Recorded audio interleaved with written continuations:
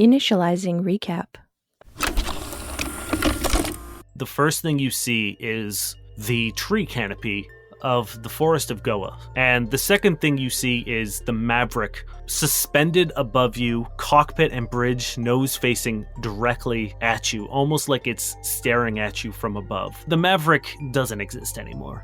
It has been pretty much stripped to its base Eris shuttle model. Merrick, you hear whispering, and you can't pinpoint where it is or what it's saying, but you just hear like, I don't think we're alone. Don't do any drastic movements. Cody pulls his shotgun out. There is a person standing there wearing this wooden mask that has no expression. You suddenly see another figure pop out of the bushes, and they're wearing that same sort of expressionless mask. And then you see another one, and suddenly there's about 20 of them. I get on my knees, I put my forearms in the air behind my head. A massive armored polar bear comes bounding out of the forest. Wait, what? And comes to a screeching halt and then gets up onto its hind legs. You are coming with me. Recap complete.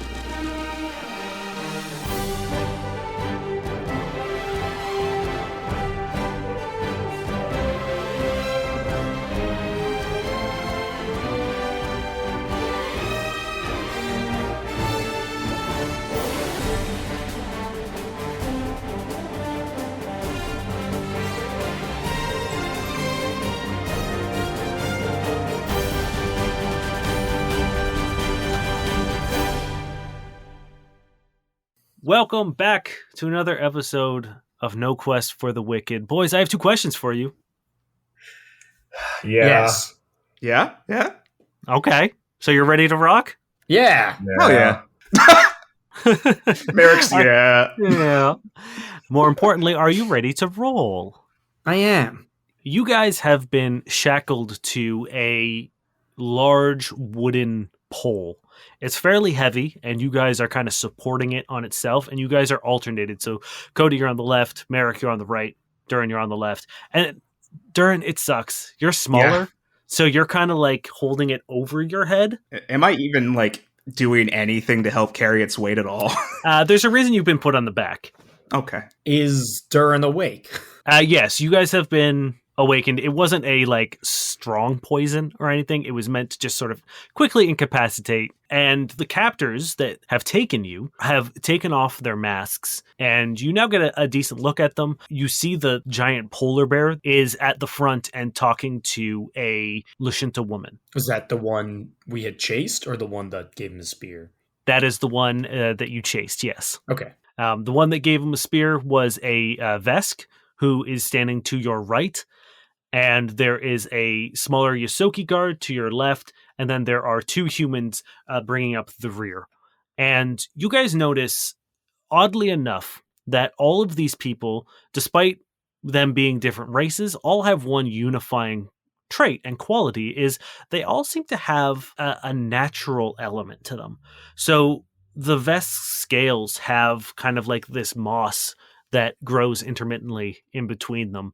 And the Yosoki's tail almost looks like bark. And the polar bear has these sort of bark-like vambraces around his wrists that go down over his knuckles. And the 2 humans, one has like a small flower blooming out of his shoulder. The other one kind of has this like mossy shoulder pads, like almost like grass on their shoulders. And they're just kind of walking alongside you and keeping pace with you. What do you guys do? Are you okay, Durrin? You know, I've taken stuff that hits harder than that, but the age, things catch up to you. I'm assuming all 4 of my arms are tied to this. Yes. Okay. Thank you for asking, Cody. How you doing? He's still smiling really wide. You're finding a lot of you're finding a lot of good in this situation, Cody. I saw him. Sorry, I remember him. I remember his name. Alpha. That's fantastic. Durrin just nods. He doesn't understand, but he just nods. Mm-hmm. Yeah, Cody's just like, he's so oblivious, he's so happy, he doesn't register your confusion. Well, we now seem to be in a interesting situation there, friends. You know something about this planet, right? A little bit. I did not know about a large bear type creature. Can I roll a life science check on that thing? Yeah. Oh, a hot 9. You know he's an uplifted bear, but aside from that, you don't know much. What do I know about uplifted bears? Like, is he jacked? That they're rad as hell. What makes a bear uplifted? They're the coolest race in the game. Yeah, right? They, I don't think you know with a 9. All right. You've heard of them, you've seen them a few from a distance, but you're not sure. I was out on an expedition once exploring some moon. I can't remember. We came across. My guide just simply said uplifted bear. That's all I know. So, what I want to know is, are we heading towards the gift? Or are we heading towards the Badlands? I don't know. Do we see mountains? Every now and then you get a glimpse of the massive tree that's in the distance, and it would be, give me a survival check. I'm so glad I didn't put points in it. I can still roll it, actually. Never mind. Yeah. Let me throw it. It's not trained skill, and it is a class. Down. That's a 14. Yes, judging by what you saw when you guys were crashing, you landed pretty close to the fringe. Mhm. And every now and then you'll see the tree through when the canopy breaks, you'll see that massive tree, and you are moving towards it. So it would stand to reason that you are moving into the gift and away from the fringe. Is this a good thing? I think we're moving towards the gift. Why don't you ask our new friends? In Vesk, I say, where are we going, friend? The Vesk and the Yosoki both look at you, kind of surprised, and they say, "It's none of your business. Quit yammering. We'll be there soon." Seems very specifically our business. But okay. And I say the others, they don't want us to talk. Well, it's perfect for an audio-based entertainment platform. Oh, you're right. I turn back to them. I say, You guys continue walking for a little bit until you reach the tree. And it is this colossal tree. It is several city blocks in diameter.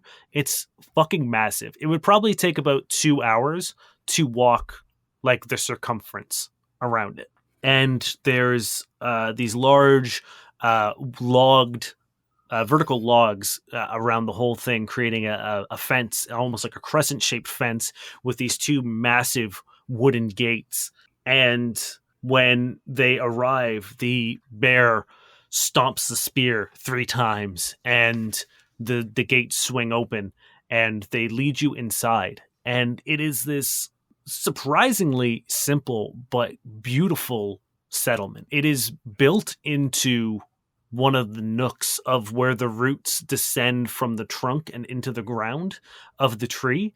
And along the roots, on the incline of them, there is these tree houses that have been built. And then there are other buildings and shops and stuff built along the base of the ground. And it all sort of cascades in towards the center, where there is this one final massive building that seems to be built into the trunk and roots themselves. And you see another like smattering of all different races, but they all seem to have these like natural quirks to them, where like there's a Shoki who has like this giant mushroom cap on his head, and things like that all throughout. They all seem to have this. And there's a bunch of various like animalistic creatures. Like there's a bunch of frog folk, there's rat folk, there's cat folk, there's just a whole group of these sort of like animal like people amongst the more common races of Casamal. And they lead you to a hole in the ground and execute you and throw you in. That's it, boys. the large bear looks at you and says, "We will release you of your shackles, and you will enter the hole. In the morning, you will face the tribunal. Can I ask why? For your crimes against the Federation. What are we being charged with? Terrorism, treason, murder, theft of Federation property." We did that one, but We didn't do the other ones. No, you don't admit things like that. We deny all these charges. And that is what the tribunal is for. Now get in the hole. How deep is the hole? How deep is the hole? It's 10 feet down. Oh, Did they untie Cody? Yes, they remove the shackles, and the rest of them all draw their weapons and have you guys surrounded. Cody just hops in the hole. Also, they've stripped taken your us? weapons, by the way. No!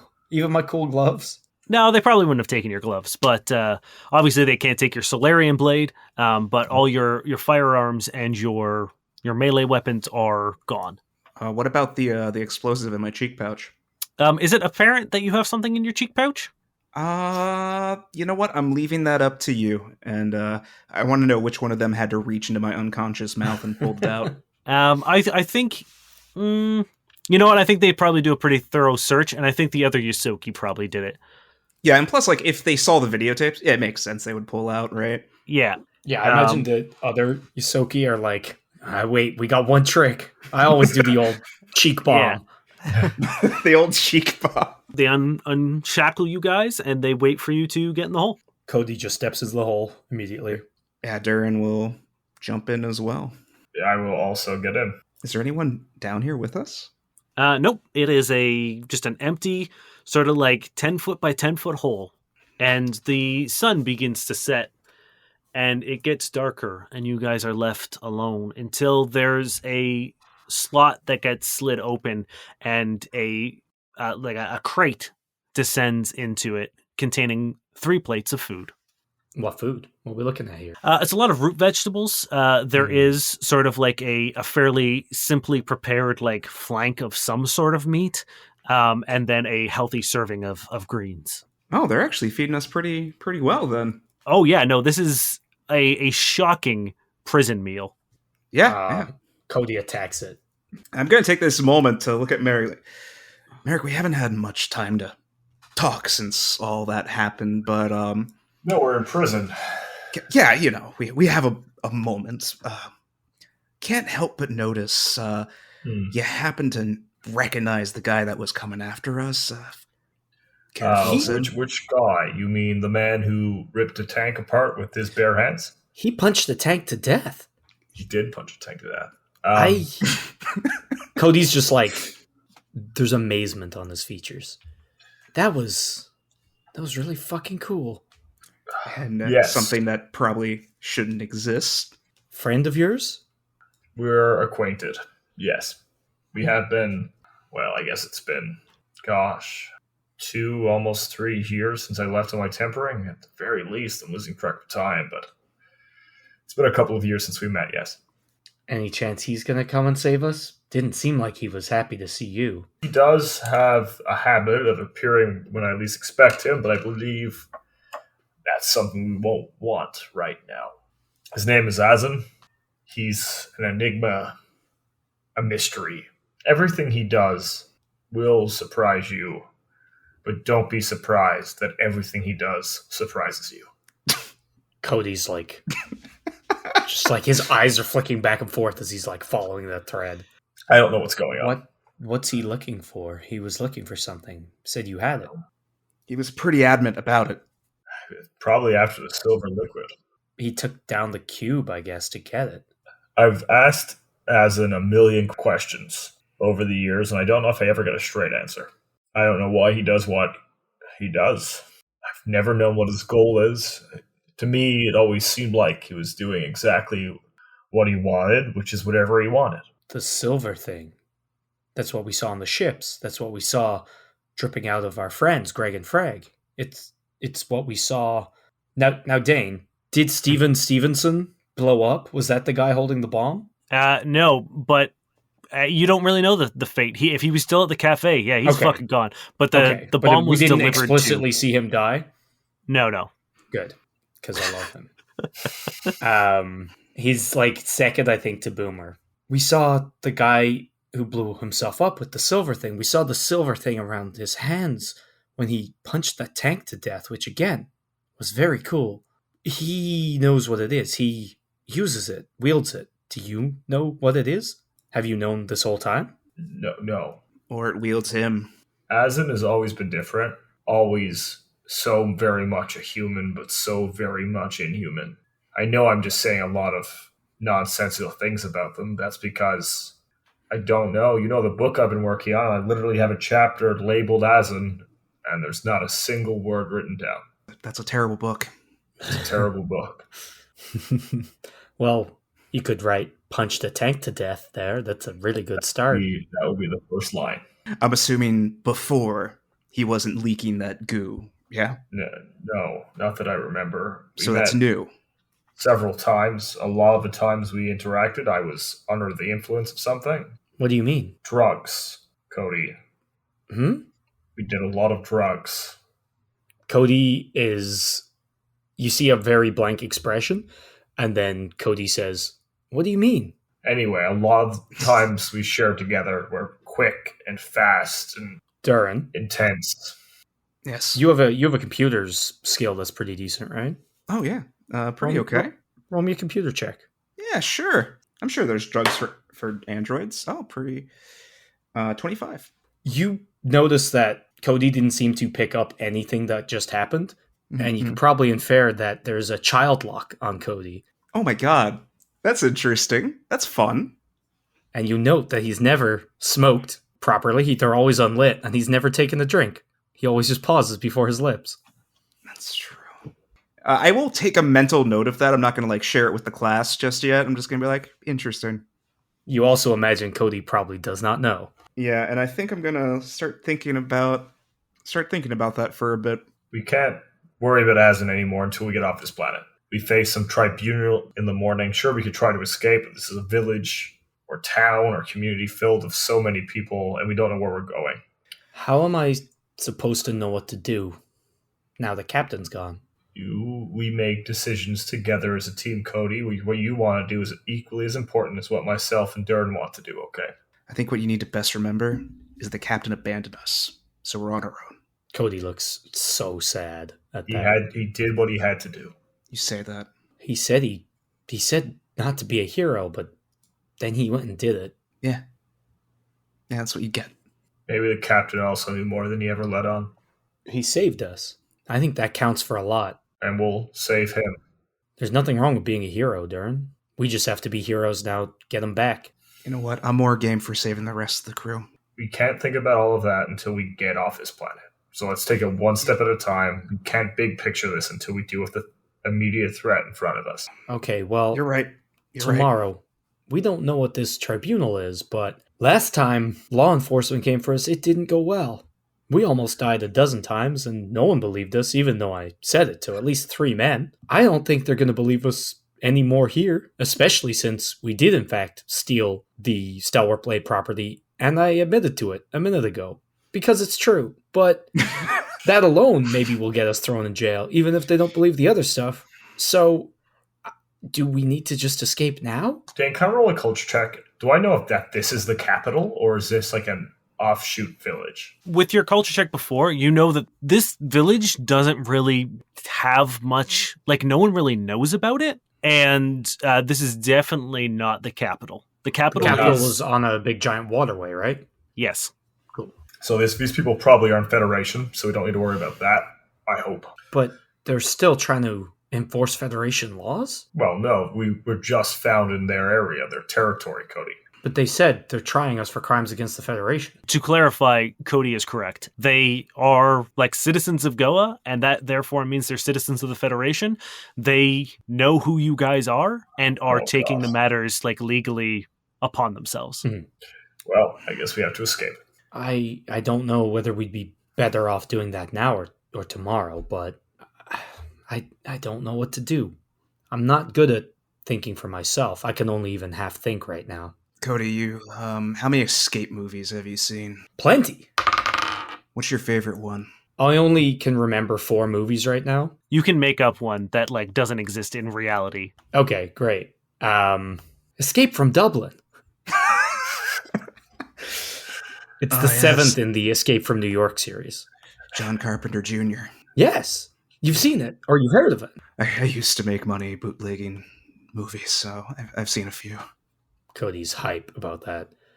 If I also just rolled a 10 perception. to see if there's a way to get out. And while I'm looking, I'm going to be like, there should be something, maybe a root or branch hidden. Are these like earthen walls? Yes. So Cody just like starts punching the wall, trying to like dig in through the earth a little bit. There should be a root or a branch or something and 10 perception. The second you start doing that, the walls become slick, almost as if like they're made of mud. Cody looks dejected. Or not. It's only 10 feet up to the edge of the pit, right? Is there like a grate over the top? There's a metal grate. Okay. I just imagined a hole. Yeah, when you said the hole, it seemed very underwhelming. I was like, can we not just get out? But you did mention a slot, which was also very confusing. So it's like, how is there a slot in the 10-foot dirt hole? You stay in that hole. You can't come out. Okay. It's the honor system. To be fair, that would mostly work on Cody. Yeah, I know. At least a week ago, maybe. We can hope that since they're not an official trial of the Federation, they'll go a little easier. Maybe actually listen to what we have to say. Maybe like in Escape from Dublin, they'll have trial by combat. Maybe. That's a good idea. Or trial by arm wrestling. Merrick. Is that what happened in Escape from Dublin? No, it was bare knuckle boxing. But Merrick, you would be phenomenal at arm wrestling, I assume. Because I have 4 arms. Exactly. You're twice as good. Yeah, of course I would be. Are you allowed to use 2 arms in arm wrestling? I have no idea. We need to clarify those rules. I have not played arm wrestling. You haven't played arm wrestling? Lie down in the dirt. Excuse me. Lie down in the dirt and face me. I lie down. I also lie down. I put my elbow in the dirt and hold it out in front of me. I It's put a my game. elbow in the dirt. Okay. You can't use anything else, and you use only your arms, and you try to put the other one all the way down onto the ground. A test of strength. Yes, using only your arms. An arm wrestle. All right. I roll a strength check against Both Cody. of you guys roll opposing strength checks. Let's do this. Nat 1. 10. Well, true to your assumption, Cody, Merrick just fucking slams your arm to the back. And we'll never know if you let him win to bolster his confidence, or if Merrick is just that good at arm wrestling, or if you're just that bad at it. I said he would be twice as good. He was apparently 10 times as good. And you guys spend the rest of the evening arm wrestling and maybe exchanging other fun games that Merrick hasn't ever heard of before. And when you guys settle in for the night, Merrick, you're the last to fall asleep. And you feel where the silver liquid was. And it's not there anymore. Oh, it was on my person. Fuck. Fuck. That's a bad I sign. forgot I was carrying it. Hey, do we need more evidence against us? Because there it is. And I will let you... The other boys are asleep right now, and it is up to you whether you disclose that in the morning. And sure enough, you drift off to sleep, and the sun shines through the bars of the grate above the hole, and you hear a clack, and the grate opens up, and 3 earthen jars get thrown in, and when they shatter, a puff of dust fills the hole, and everyone has to give me a fortitude save. Oh my god. Now, Dane, does this specifically affect constructs? You know what? That's probably not. Okay. I'm not immune. I just get a bonus, presumably. Is it a disease, mind-affecting effect, poison, or sleep effect? Yeah. Cool. I just get a little +2. Yeah. Nice. Here's the thing, like Cody would just go with them anyway. If they just asked nicely. 100%. Also, I fucked up my roll. So that... You said 4? Yep. That's a 12. Okay. 7. I rolled an 18. Ooh. So Merrick and Cody, Durrin and Cody, you're out cold. Merrick, you once again are the only one standing, and a rope ladder is extended down in, and they say, "All right, tough guy, get out of here." I climb out the rope ladder. And the pit raises up on its own, pushing the ground from the bottom, and it levels out, and 2 people grab Cody and Durrin, and they begin dragging them, and you begin getting escorted to that large building in the back of the roots. And people in the city, or the town rather, are kind of watching you, Merrick, with curiosity, and there's some anger, and there's some fear from some of the younger or older or weaker looking citizens. They don't like that you're here. The guards lead you to a set of 10-foot tall, carved wooden doors that 2 other guards open for you as you approach. And you enter into the actual tree, which opens up into this grand hall. The majority of the room is comprised of the roots and the trunk of the tree, and any of the gaps that exist are filled with the earthen material that the houses in the village are made of. As you guys are being led in, Cody and Durrin, you are both woken up with a sort of like a wafting smelling salts thing that one of the guards waves under your noses.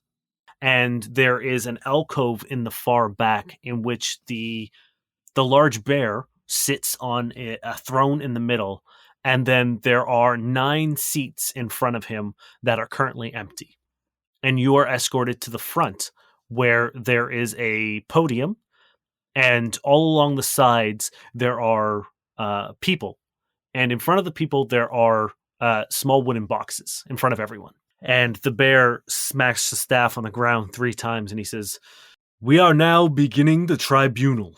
9 citizens of Kaya will be selected at random to be your judges. At this time, we will all close our eyes and allow those to be selected in secret." And he stomps the staff 3 more times, and everyone closes their eyes. Do you guys close your eyes? Yeah, Cody closes his eyes. I'll close my eyes as well. Durrin will pretend to close his eyes. All right. So when you do that, Durrin, you notice that the bear does not close his eyes. Mm-hmm. You are able to kind of like take a sneaky look around, but everyone else has their eyes closed. Even the guards who are like watching you have their eyes closed. This is the time, boys. I feel like you're setting us up for something, Dane. I'm not gonna play into it. And you hear those boxes being unlatched and opened and then closed. And the bear says, "Those who received a mask of judgment, please make your way to the front. Those that did not, please begin to leave." And you hear movement behind you. And Durrin, you watch as 9 people fill the seats in front of you, all wearing those expressionless masks. And they sit down in front of these podiums before them. And each one of those podiums has 2 panels. There's a red symbol and a green symbol. As they sit down, they pick up a paddle, like a square paddle that looks like almost like a ping pong paddle that looks like it would slot into one of those panels in the front. Oh my God, we're on America's Got Talent. And once the bear hears everyone settle, he says, "We may now open our eyes and let them guide us to truth and justice. The tribunal has been selected, and you are now under judgment." And those of you who had your eyes closed, you now see that there are 9 people sitting in those podiums at the front, with the bear sitting behind them. "We have seen the atrocities you have been accused of committing aboard the cube. How do you plead?" Not guilty. We deny all these charges. Well, you could explain which charges exactly you were being charged with. Atrocities is pretty broad. "You are accused of terrorism, No. Not of guilty. treason, No. Not guilty. of theft, Yes. Yeah, we'll take that one. of murder, No. Not guilty. of espionage." No. Cody couldn't even spell espionage. Hey, I'm very good at spelling, friend. He slams the staff 3 times. He says, "This is not a room for jokes. Do you plead the way that you've just done in truth and honesty?" Yes. Yes. May I say something? "This is what the tribunal is for." We only did the thievery because we were accused falsely of the other things, and we're worried we might die if we didn't.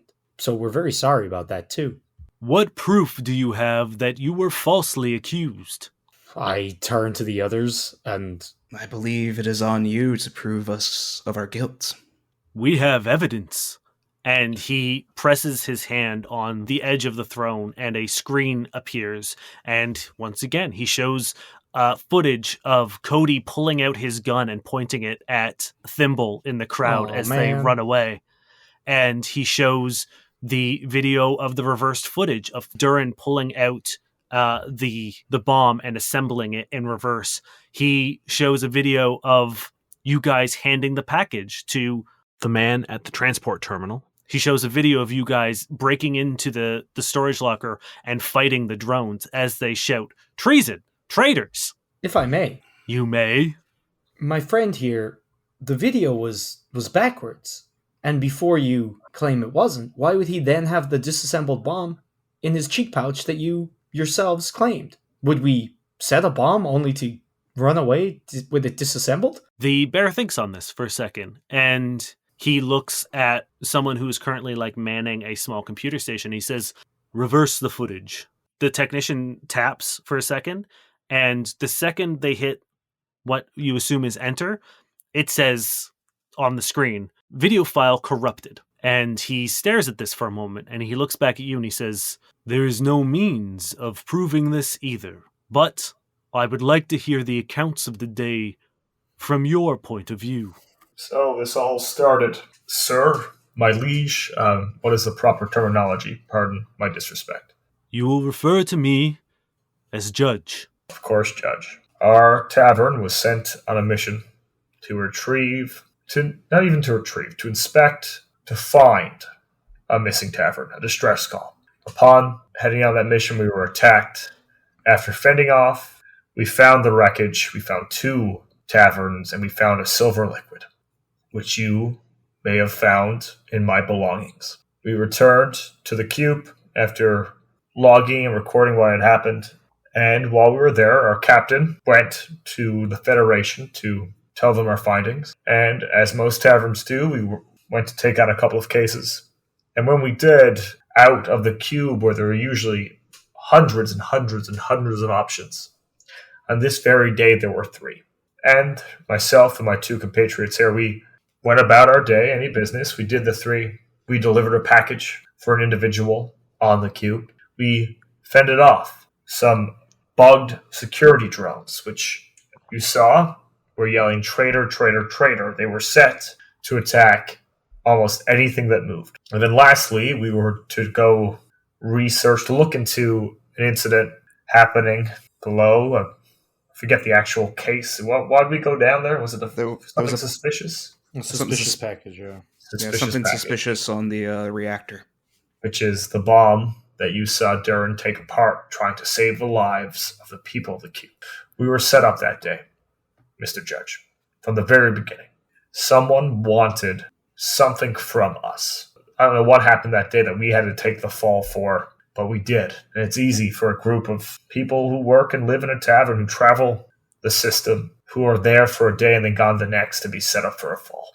If you have any more questions of details, I know of some of the individuals that could be involved against us, but I don't know if their name would mean anything to you, Mr. Judge. I feel like it would be pertinent to let me know of all relevant information. Who is this person you think is responsible? Azen. You are correct. I do not know the name, but we will record it in the records nonetheless. The people that hired us for the quest were Nix Taloa, I believe. And on top of that, Treg, sorry. Nix Taloa hired us to deliver the package, and then Treg hired us to fight the rogue drones. Sorry. I don't mean to speak for your position, Judge, but I find it highly suspicious that you are getting these very, very cut down and edited probably in the worst possible way. Where's the rest of the context? How can it just be a quick clip like that? There's much more information there that you simply weren't given. And why weren't you given it is the question I would be asking. He leans back in his chair when you say that, and we have been given most of the footage, and he again taps on the thing, and he shows like the full footage of the fight, of you guys like arriving at the drones and like hacking into the door and fighting them. He shows the footage of you guys picking up the package and like moving throughout the city and talking to that suspicious character at the crossways. He shows the only thing that is edited is the reversed footage of you putting the bomb in your mouth, or taking it apart rather. Well, I feel like if that kept going though, it would show Greg and Frag unshooting each other, So I think that's what Terry was getting at. Yes, that's the only. And when he tried to reverse the footage, the file corrupted. Okay. Which is very sus. The bear leans back and he says, "If you have no more evidence or wish to say no more regarding your case, the tribunal will make their judgment." One more thing, Mr. Judge. In this world, this galaxy we all live, good and bad things happen. I know the members of the tribunal understand that. We were set up. And the only way for us to prove this is to take some action, try to prove right from wrong. There are bad things happening at the cube and across the system. A man named Azan is very much involved. The silver liquid is dangerous, powerful, and corrupting. I know there are holes in some of the things we've said based on the video footage you have received. And I'm sure if we were asked for the records of the cases we took that day from the tavern, they would be long gone. But we didn't do it. We are good men. We are honest. And we have friends in danger that we very much would like to save. Our own family. Let us go and let us fight. What has the Federation done for you recently? Please. I stare directly in the bear's eyes. And he stares back at you and he says, "Then those are your final words." He looks at Durrin and Cody. "Do you have anything to add to your case?" Can I roll an intelligence check to see if we're missing something? I will say that like you haven't missed anything in terms of like the details that you guys know.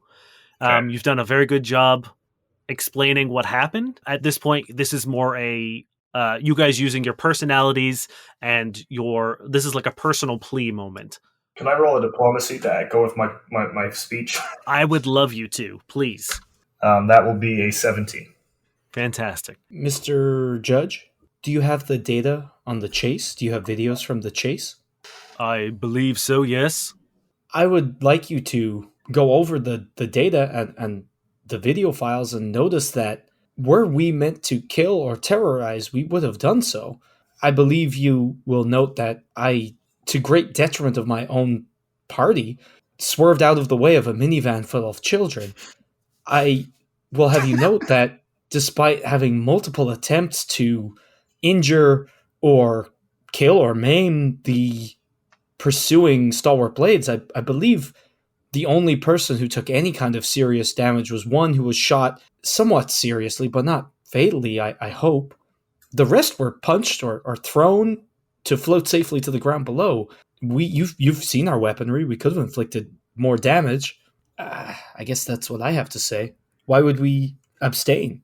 And he lifts his head a little bit as if to acknowledge your final plea.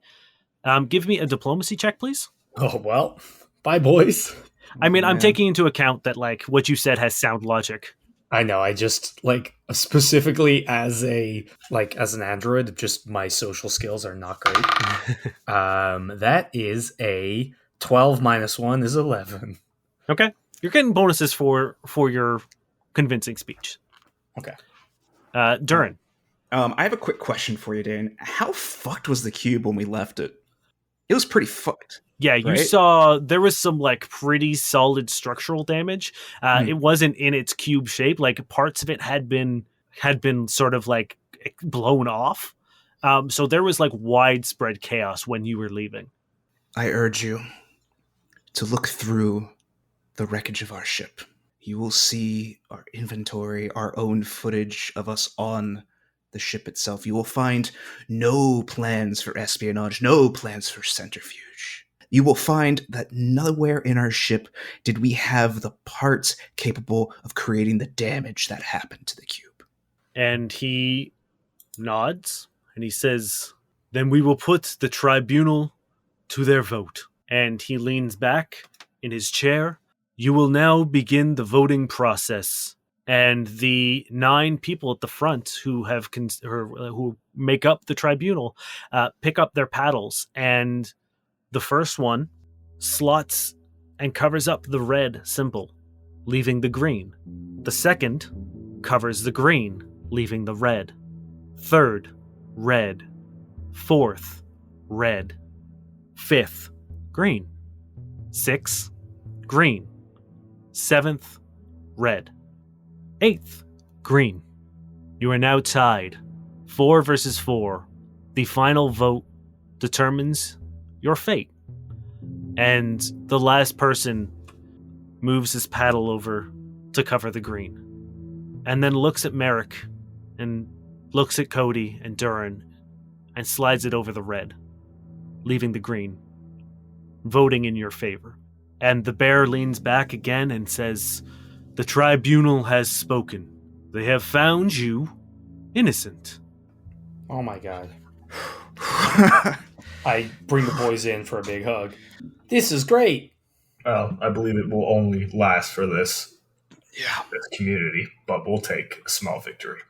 You are correct. This is not the full Federation trial, but we will give you an opportunity to recover, to form a plan of action, and we will not report you, as we have deemed you not responsible for the crimes aboard the Cube. And suddenly someone comes running in from the back, and they circumvent around the tribunal, and they climb up to the bear, and they whisper something in his ear.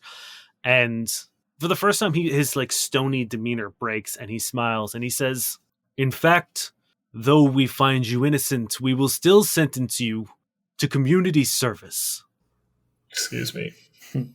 I really thought you were about to say death. Yeah. I Like, thought we were what just the about fuck? exile to the death planet. Mhm. You require a ship. We are in a unique position to require aid. As members of a tavern, this should be no strange feat for you, no unusual task. So we will make a deal. If you assist the Kaya, we will provide you with a ship. That sounds like a mighty fine deal, Mr. Judge. What's the Kaya? We are the Kaya. Oh, nice to meet you. We will assign values to the tasks that we give you. From there, you will earn credits to work towards the payment of a ship. That is how we will do business, as that is how taverns do business. You are free to wander on your own should you find this deal not sufficient. But I will warn you that travel to the capital will be much more dangerous, and travel through the forest unguided, even dangerous still. People have set up traps all over it. We will be more than happy to accept. We thank the Kaya's wisdom, and we gladly accept. Then I will have you escorted to your first contact. Thank May we get our belongings back first? Yes. And the tribunal stays put as the bear stands up and leaves, and you are guided out by the 2 guards. Outside, you are met with another guard who provides you with all of your equipment again, and it is the mossy Vesk who is there, and he looks at you and he says, "I don't know if I trust you, but we need the help right now. But I'm watching you. If you try anything, if you try to hurt a single one of us, I will run you through, and I will mount your heads upon our gate. Do you understand us?" Loud and I clear. understand. What help do you guys need? I say in Vesk. "Follow me." And he begins walking through the city and guiding you to a massive junkyard. Above it, there is a sign that says "Roots and Bolts." I like it. I like it. Like it a lot. Dane, may I? Do they give back the silver liquid? They did not. Did they ever admit to having it? They did not. I'm missing a possession. The Vesk looks at you and he says, "What are you missing?" A vial. He pulls out a small data pad. He taps and he says, "This is what you were recorded with." And he shows you a list of all your gear, and there's nothing on that says anything about a vial. Shit, I dropped it by the ship. Merrick, after we crashed, did you see if it was even on your person? No, I was too busy trying to make sure we were all right. What if it broke? What if you're, Let's not assume the worst. No. You would have found glass, surely, right? You didn't find glass. You don't have glass in your pocket or blood? I reached in my pocket. Yeah, no, it doesn't seem like there's no evidence that it broke. It was probably taken. Back into that after we finish this. There's only so much we can do. And the Vesk kind of grunts and says, "Your contact's inside. They'll help you." And he walks off. Entering into Roots and Bolts, you find that it is this like massive junkyard with scraps of every kind of vehicle. There are these kind of garages made out of like natural forming roots and trees that have these like vine doors covering them. And above are these like vine canopies that are holding parts of ships and stuff. And when you get there, you see a small snow white bunny creature with black ears or tips on their ears, wearing these like yellow overalls. And he has sort of this like one-sided goggle thing, almost like, you know, those eye testers at the doctor's office? Mm-hmm. Yeah. It's like that, but only on one side. And there's like a bunch of different lenses that can be flipped down in front. And he's kind of welding like a ship part together, or you can't really tell what he's doing, but he's working. Hi, friend.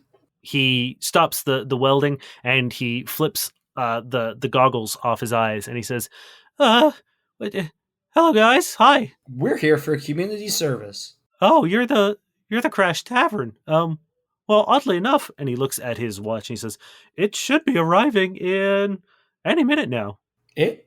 What is arriving? And you hear this groaning and creaking as the Maverick is being swung vine by vine through this canopy, or what's left of the Maverick, and gets suspended overhead. The little rabbit guy looks at it and he's like, dang, you guys really fucked this thing up, huh?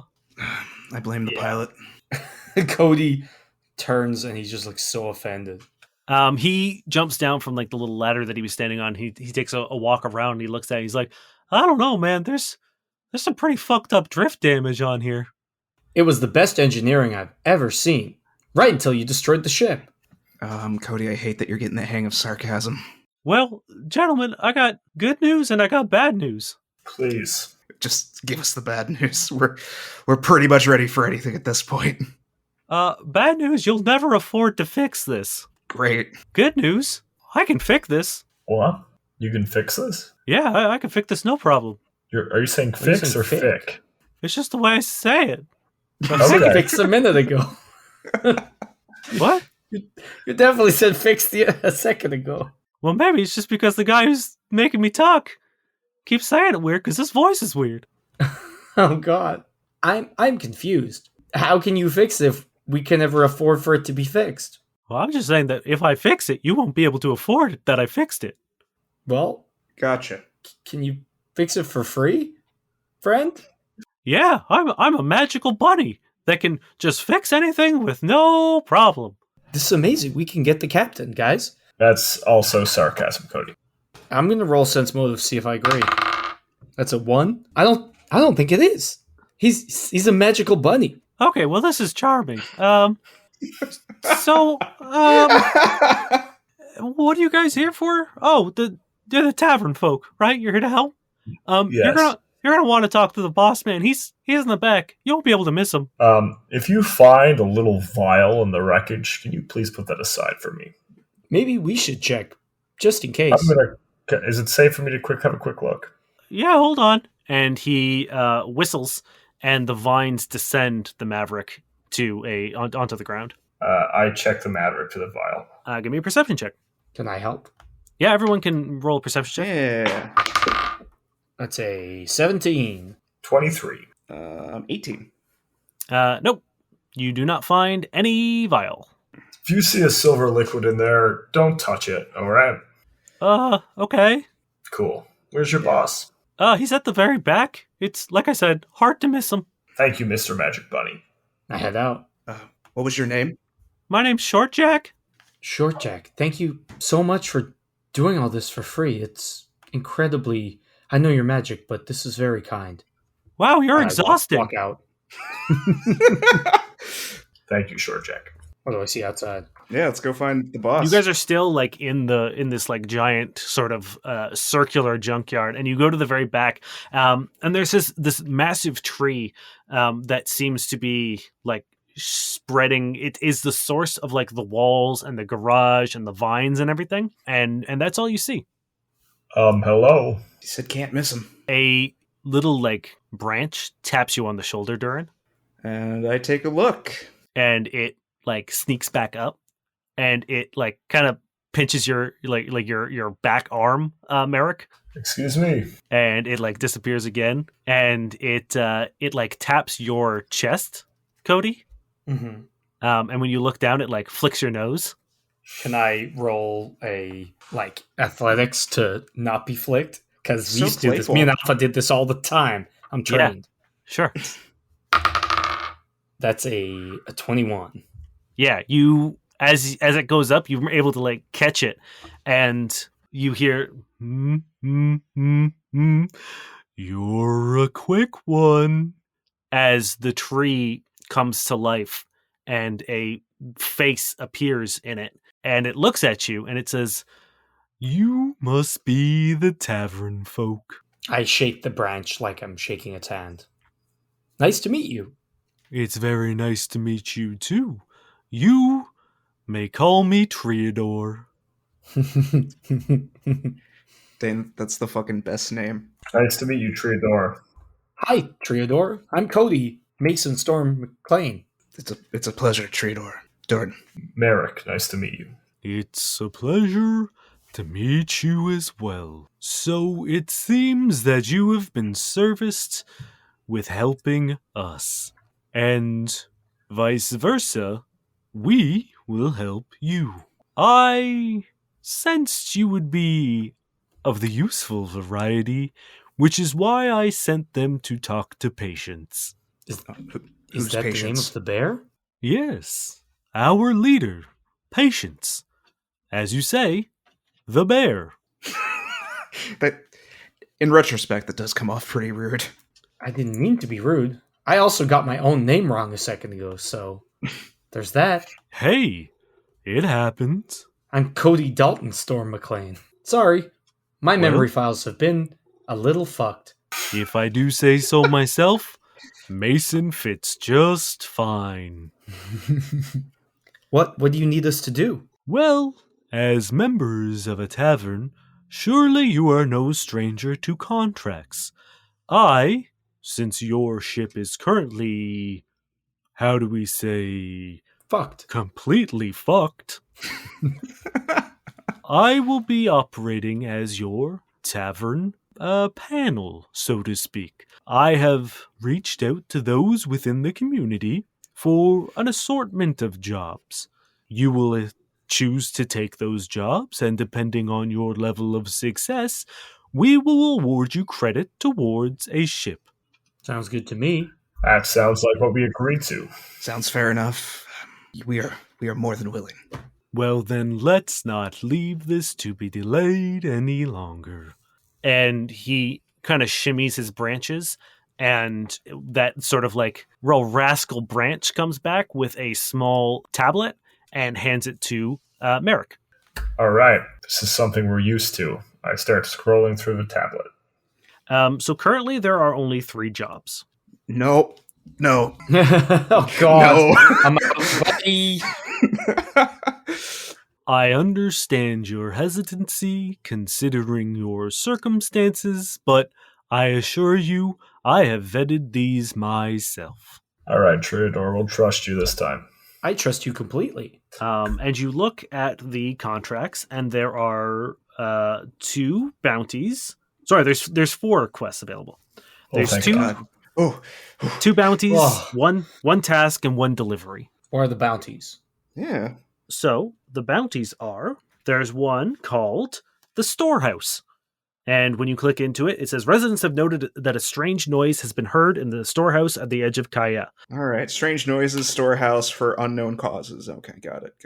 The next one is culling the herd. It is breeding season for a particularly dangerous predator known as the Goan Stalker. And you are being hired to sort of thin out the herd, because if too many of them gather together in a pack, they get very bold and begin attacking larger and larger settlements. So they need to thin out the numbers. On top of that, their pelts are quite rare and quite valuable. If you're able to bring back undamaged pelts, you will also be rewarded for that as well. Cody is pointing this one. Well, let's see what the other 2 are first, Yeah, Cody. So the other one is a task. It's there's a broken water purifier outside of the village along a river that needs to be repaired. Durrin likes that one. And what is the last task? Finally, there is an incredibly important package that must be delivered to the other side of town with utmost care. And the contact for that is a man named Poe. I believe we should do a couple of quick things to make the village like us more. I like the water purifier quest myself. I'd rather have a delivery that doesn't sound like a bomb. We could thin the herd. Cody just mimes punching in the air. Are there like values added to any of these? Not specifically, but you know that they will add up like a tab towards the end, depending on how well you do these things, to like use towards the purchase of a ship. Well, I meant more like are any worth more than others? No. Okay. And you know, like, you can take all of them. It's not a like, oh, let's do this one over this one. You can say you're going to try them. The only thing is like, if you spectacularly fuck one of them up, that will be reduced. Like, you will take a penalty to your rewards. Fair.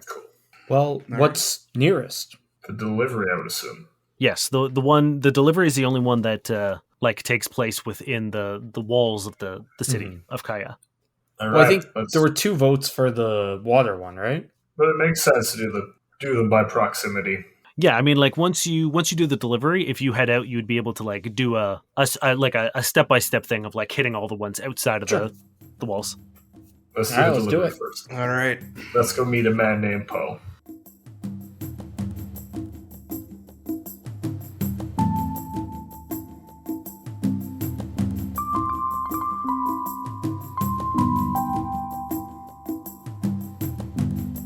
Hello friends, Space Jam Dane here for a quick little break. First and foremost, we hope you're enjoying the episode. Secondly, we hope you're enjoying No Rest for No Quest. We are about halfway through the month. This is our third and second to last weekly episode before we go back to our every other week schedule in March. But hopefully you guys are enjoying just sort of like getting caught up, getting submersed in the story, in the plot, in the characters.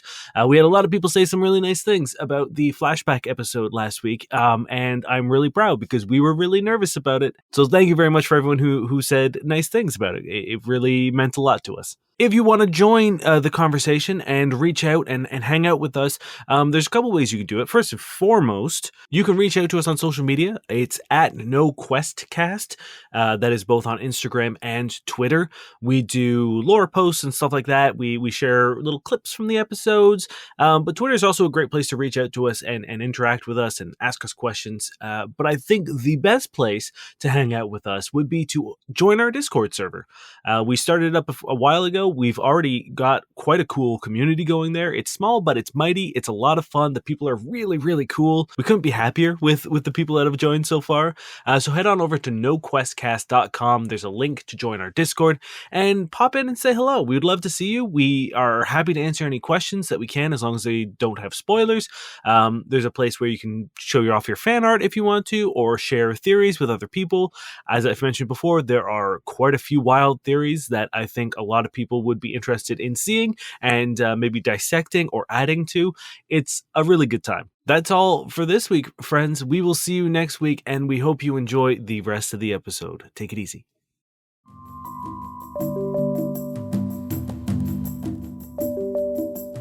All right, so you make your way across the city. They let you keep the tablet so that it has like somewhat of a map of the city, and there's like a little beacon guiding you towards Poe's house, and it's up this sort of like steep flight of stairs because he's in one of the tree houses attached to the incline of the roots. And once you get to the top of there is a sign that says that's got like a heart on it, and it says P+M. Hello? Poe? Yes, come in. All right.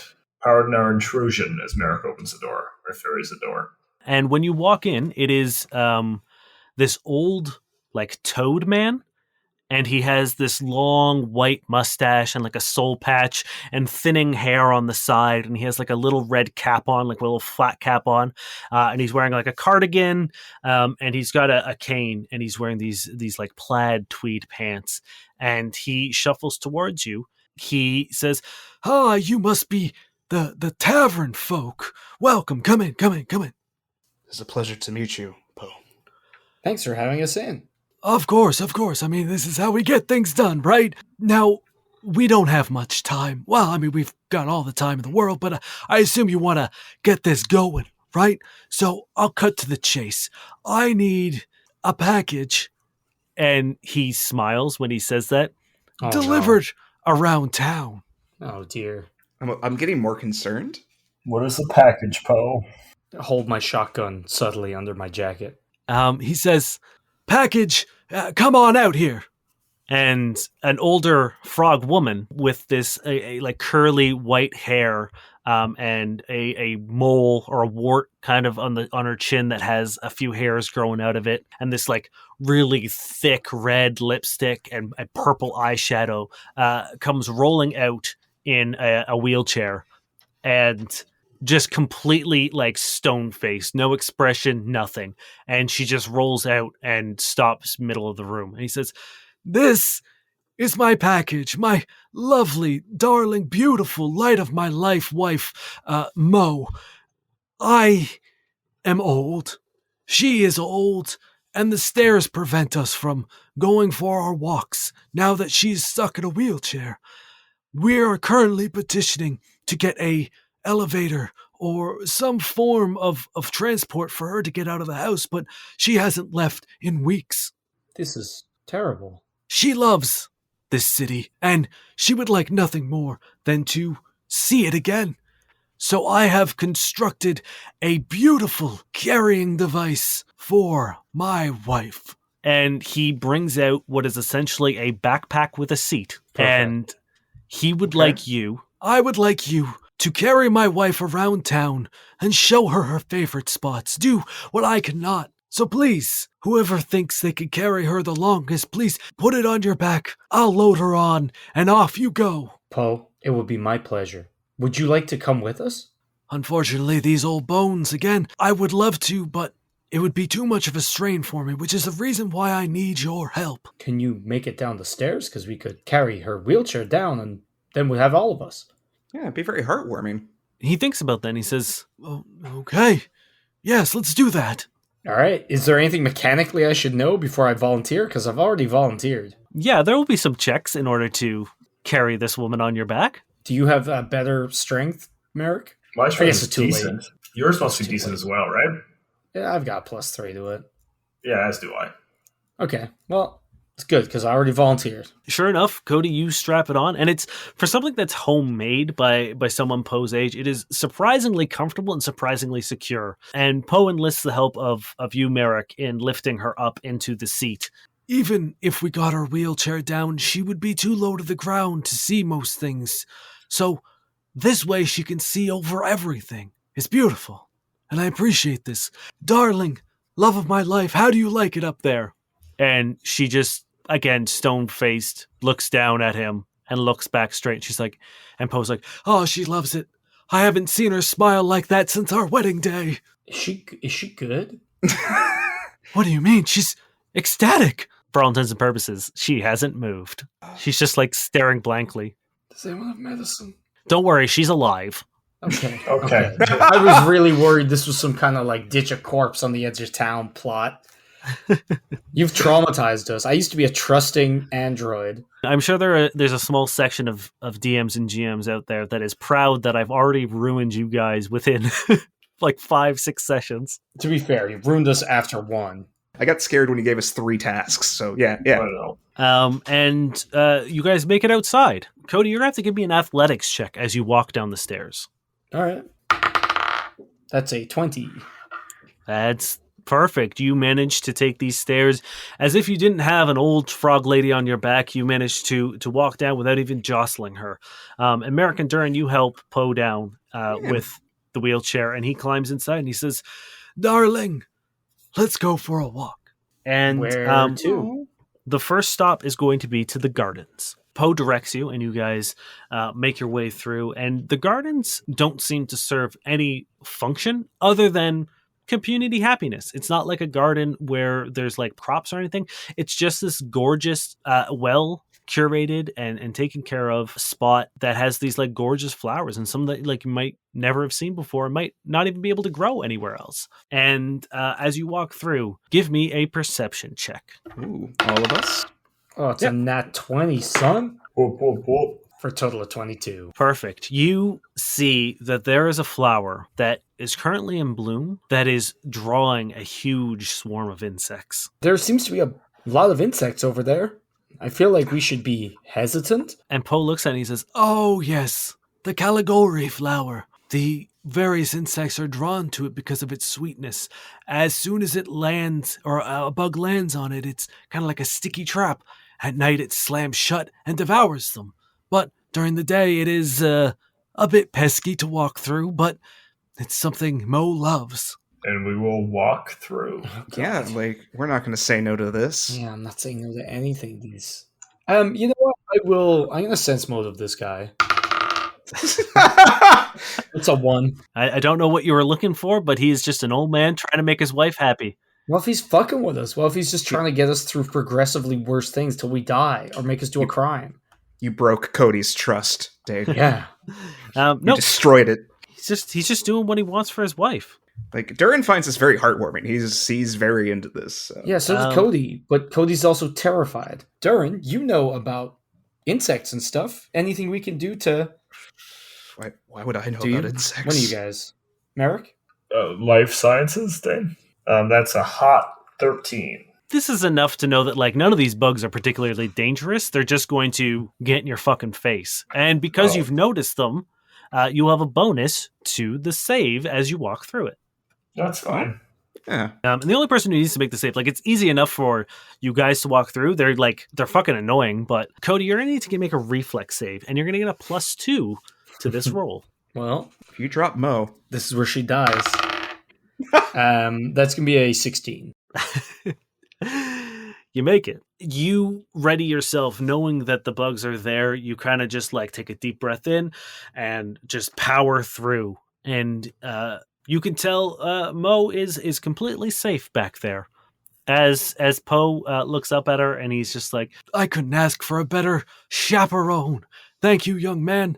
Now, off to the spice market. You're both so lovely. I will do my best. I march off towards the spice market. So the center of the this like crescent-shaped village is this wild bazaar that has all sorts of things, and in the center is the Kaya Spice Market. And as you walk in, it's bustling, and there's people everywhere, and there's vendors shouting and everything. And Poe says, Mo is an excellent cook. We used to love coming down here and trying new exotic flavors. We are very, very into spicing things up, if you know what I mean, eh, Mo? and she again just deadpan stares at him, and he's like, God. Oh, you minx. Please, we have company. Cody, like... This actually bums me out a little bit. Like, I'm trying to stay happy for this, but I'm just like, oh my god, I'm so sad right now. Do a sense motive. No, I'm just gonna... Do it for your idiot android friend. You know what? Can I do a sense motive on Mo just to see, maybe I'm missing her like little, her facial expressions that Poe is picking up on. sure, yeah. Cool. No, that's an 8. Cool. Yeah, you have no idea what Poe is talking about when he makes references to Mo's mood. Okay.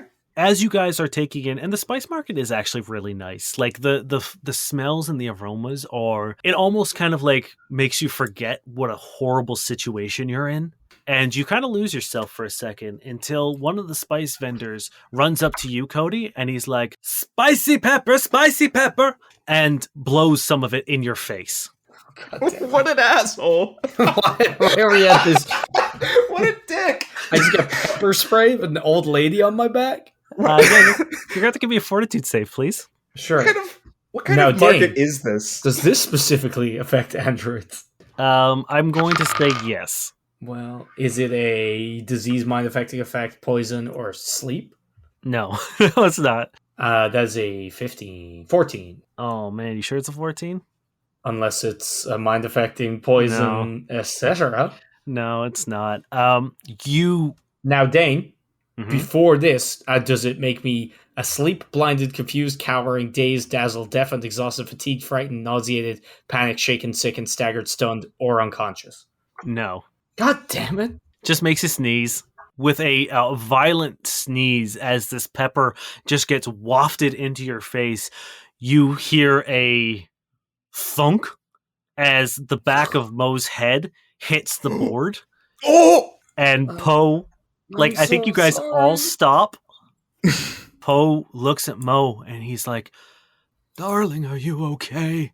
and she takes No. What? No, don't stop. 2 points of old person damage. I had so many resistances. Why are you doing this to us? This is the Um, meanest thing you Make could someone do. else roll. Make them help me, please. but she's doing okay. She's a little rattled, No, but she's not. She just got a fucking concussion.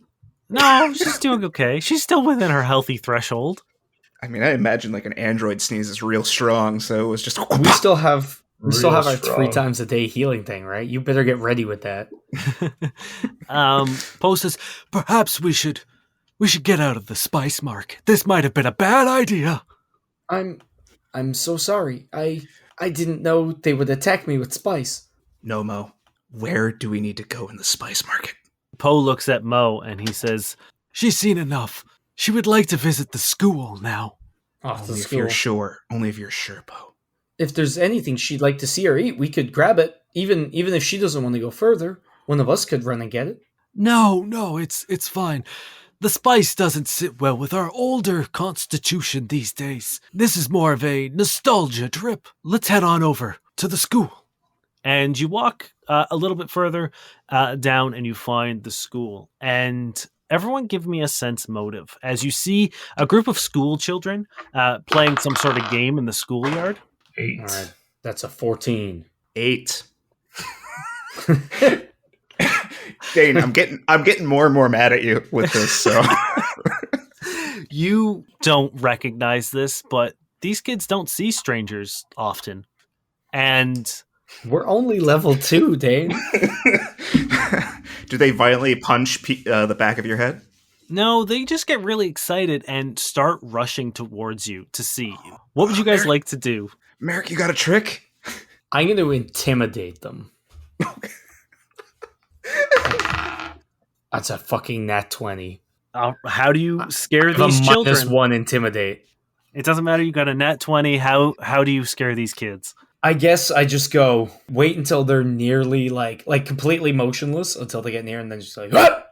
and like put out a finger at like almost like I'm talking to, like a dog, and they just hopefully stop. Yeah, they stop dead in their tracks, and a couple of them, you see the water beginning to well up in their eyes, and all of them, like a wave, begin just crying and run away. That's you're out. You don't have the right temperament. Poe looks at you and he's like, The children are her favorite part of the school. Fucker.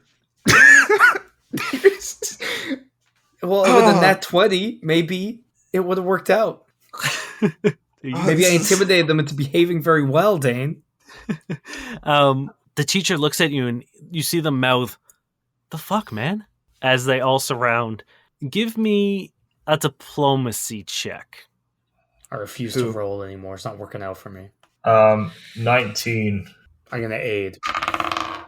It's a 6. Merrick, what do you like give back to them to show that, like, for them to understand the situation?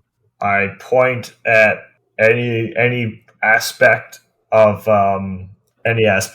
Cody that looks robotic, and I'm going to point at them and be like, he doesn't know any better. I'm so sorry. I'm going to approach and I'm a four. Like, how many? Like, there's no Kasathas around, right? There's not many of us in. There's probably like 1 or 2 wandering around, but you're probably the least common of the races here. I'm going to start juggling balls and forearms. I'm Or miming juggling punches. objects. which was my attempt to be like, I thought they were going to attack us, but I'm failing, and it just looks like maybe I'm threatening them a little. Yeah, you keep throwing punches, which isn't helping, but Durrin isn't, or Merrick's check is enough, and the school teacher actually recognizes Poe and then sees Mo, and she leans down and she starts whispering to the kids, and the teacher like gives you a stern fucking look, Cody, as she begins bringing the kids back over, and they're all kind of like hiding behind her and like holding onto her skirt, and she says, "Kids, look who's here! It's Mo, everyone's favorite retired kindergarten teacher."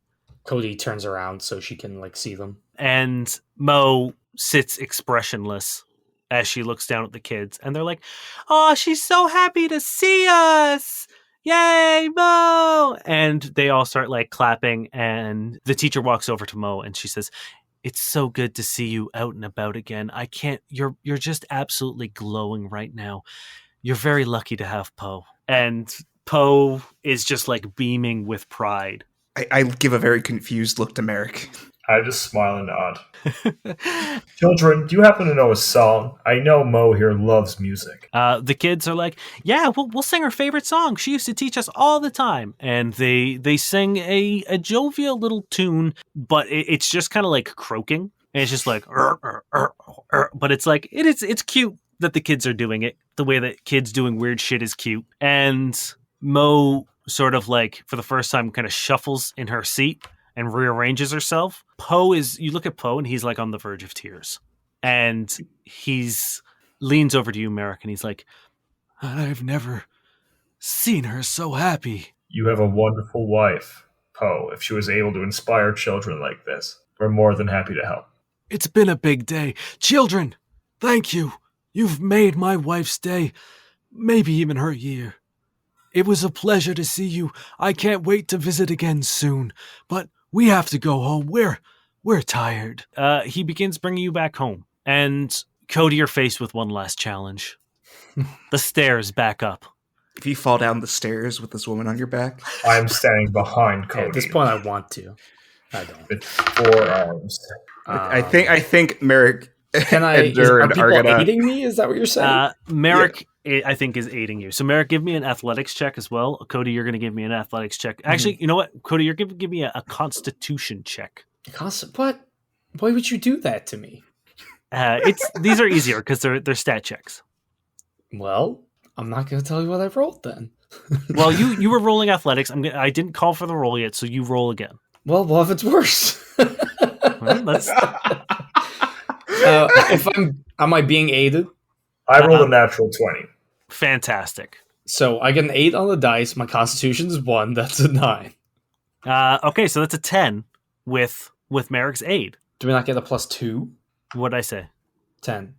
Sorry, yes, the DC was 10 for your Oh, constitution. okay. I figured so yes. hopefully it was 10, which is why I didn't want to reroll. Yes, and you get an 11 with Merrick's +2. And you feel like a huge weight as 2 arms are just holding the seat of the chair, or like the seat that she's strapped into. And Durrin, you're helping Poe up. Yep. And when they finally get in, he helps you unstrap Cody, and you guys bring the wheelchair back up. He gets her situated, and he says, I cannot thank you enough for doing this kindness. I will let Triador know that you've provided a service that could never be replicated. No, we're more than happy to help, Poe. Your wife is a wonderful person. Very sorry I sneezed. And we'll see about putting in a note to get a ramp installed here. Thank you. I know they'll do it. The Kaya are a generous people. We're just so busy these days. They'll get to it when they can, I know it, but this will help tide us over until they do. Thank you. Thank you so much. If you ever need another journey, just let us know. I will make sure Cody thinks about how to interact with individuals and how to not sneeze. And perhaps we should put cushions on the board. I feel like it wasn't really my fault, but okay. You scared a group of school children. We didn't know what was happening. They were children, Cody. No, I'm with Cody on this one. This was just emotionally damaging to me. Poe looks at his like seat and he's like, "Cushions? An excellent idea. Thank you. And he begins wheeling Mo back into the back room, and he's like, Darling, I will never get tired of seeing that radiant smile. and you guys are successfully completed that contract. Durrin feels like this is a mystery that needs to be solved, but I'm going to put it off for later. Some jobs are simple and some are hard. That's how the tavern works. So the things you have left are the storehouse on the edge of the Kaya village, the water purifier just on the outskirts of the village, and hunting down the herd. I guess proximity, if that's what we're following, would be the storehouse. Correct. Okay. I'm game for the storehouse as well. Let's So go I find definitely want to do the mysterious the water purifier. I feel like I sooner want to rather do the water one. than- Okay. Well, when we do the water one, we may as well then head out and do the herd. So we may as well just get the storehouse done first. Sure, whatever. Yeah, you pretty much will be walking past the storehouse on the way out. Okay. It's probably just some rats. It's just on the side of like the gates where you came in. You make your way there, and there is a small Yosoki woman who runs up to you, and she's like, "Hi there. I believe you're the tavern folk." That's us. They keep calling us that. Yeah, perfect. So there's a small issue. There is a noise in the storeroom that, let me tell you, it should not be there. So if you could go investigate and see what it's all about, that would be great, because that's where all of our food and supplies are. And if we can't get in there, well, we're really in trouble. More than happy to help. Is there anyone in there currently? Just whatever is making that ding dang racket. What does it sound like? Give me a perception check. It's an old 12. It's you can hear a racket, but it's tough to like hear anything specific. Like something's in there for sure, but Should we have weapons ready for this? Have them close at hand. This place is too peaceful to be like, oh, I have my gun out. I'm just like, all right, let's see what's going on. So I guess I creep up to the door. Perception again to see if it's like right on the other side. sure. Natural 20, so 25. Damn. Perfect. So you can hear that it's on the opposite end of the doors. It is all the way in the back, and every now and then you hear like a and then like a crash or like the sound of wood splitting and like smushing and squishing. Weapons ready, just in case, friends. Pull sniper rifle out of the bag. So now it's okay? When there's not children, yes, Cody. Could be a child. Then they're trespassing. I open the door. On the far end, you see this large creature, and it is essentially like a big fur ball with these really skinny arms, but these oversized hands and feet. And when you open the door, it turns around and looks at you, and it's got these big red and yellow eyes and this giant mouth with these fangs, but a tongue that's just sticking out of it. So it's equal parts kind of terrifying and equal parts kind of goofy. I'm getting an image in my head that's just from Super Mario RPG, if you know the enemy I'm talking about, that big yellow cat thing. No. Okay, never mind then. I figured it more like just a koala with a giant tongue. It's much more round, Okay. and it looks around. It's like, Hello. Does it speak common? What is that? Probably not. I sign at it, and I say hello in Vesk as well. it does not read. It's just like, and like it notices that it's cornered, and it begins like you see its big hands getting put into fists, and it's like kind of waddling back and forth, and What is this thing, guys? I'll roll a life sciences check. Is it something we need to be concerned about? I cannot roll a good life sciences. It's only a 9. It's got big hands. I don't put any ranks into that, so you're pretty much the only one I trust with information. With a 9, the only thing you know is that this boy is called a mini mock. I believe I heard a story once about something like this. It was called a mini mock, but I can't remember the details. Is it aggressive? It kind of looks at you, and it's getting sort of like it's hunkering down and waddling back and forth, and it's like I'm getting more and more concerned. How did you get in here, mini mock? Is there like a hole or? I feel like if we don't do something to de-escalate, it's going to attack.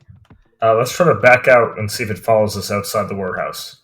Sure. as you take a step, it sees you retreating, and it grabs one of the barrels and just fucking whips it at you. And everyone roll for initiative. It's Donkey Kong.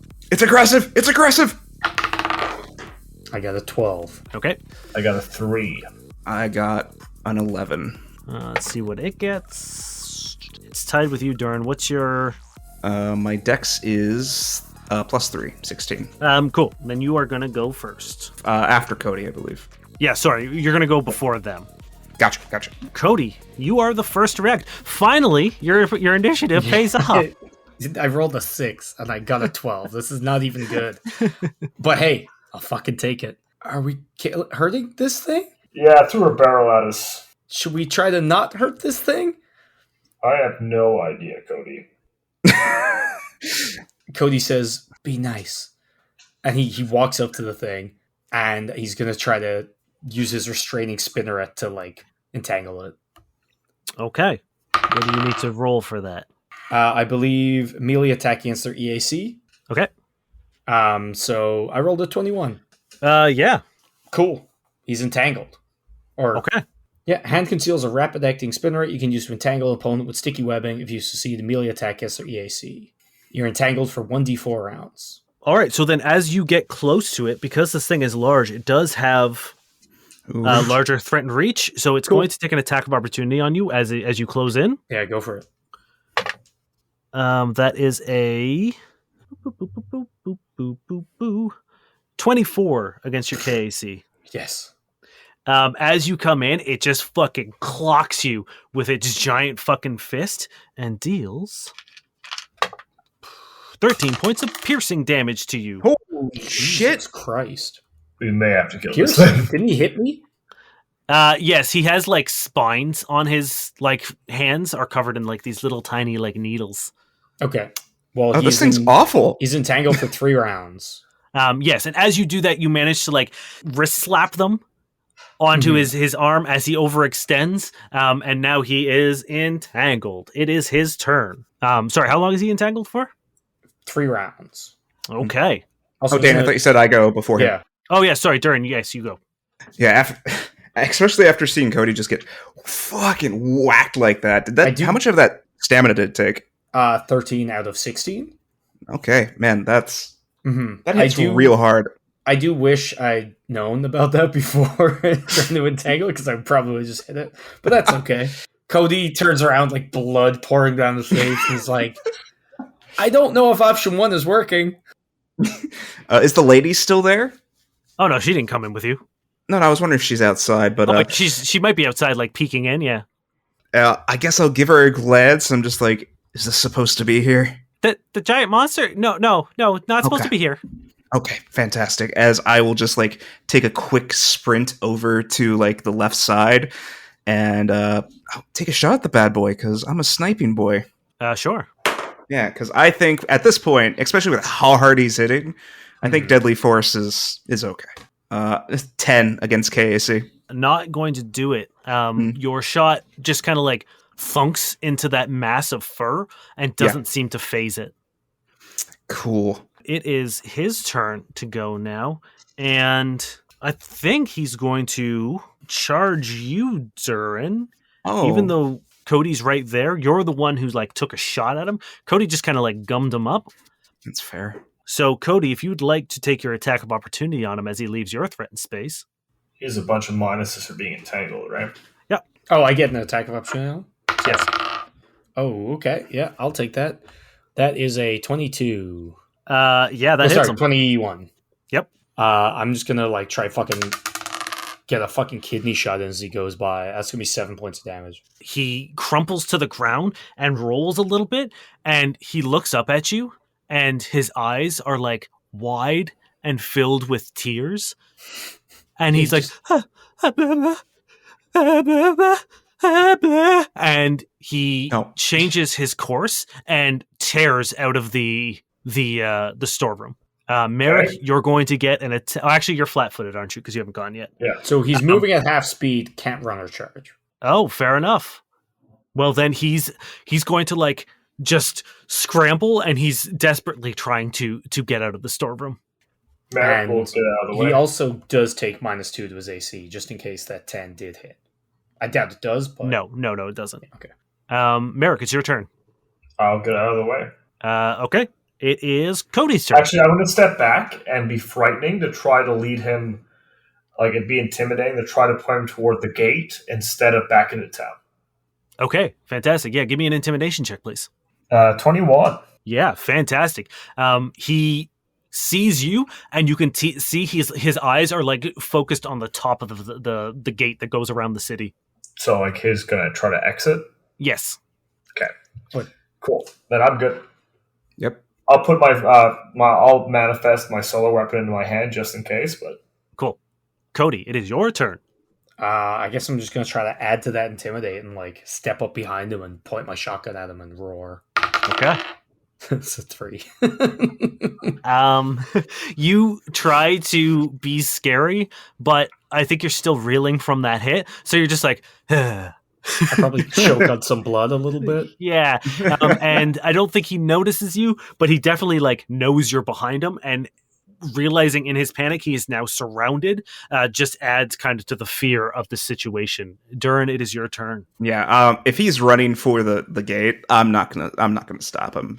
Let him go. You see him. He keeps like clambering up, and he gets to the gate, and he or the log wall, and he begins like scrambling over it, and he's using like a full withdrawal to just get out of there. And you just hear like from beyond the gate just a There you go. I don't like that thing. I give a thumbs up to Cody's like, I feel like it's just not Cody's day. Cody's having a terrible day. I'm nervous that everything here is just going to emotionally damage us. Because part of me wants to feel bad, but I also think about the fact that he also did 13 points of damage to Cody. Yeah. As you guys step out of the storeroom, the small Yosoki woman's like, You did it. Good job. Thank you so much. I feel like if I went in there, that thing would have torn me apart. What was that? It looked like a mini mock to me. What? Yeah, I've heard stories, but I can't remember. Let's see how well they do. Yeah. Okay.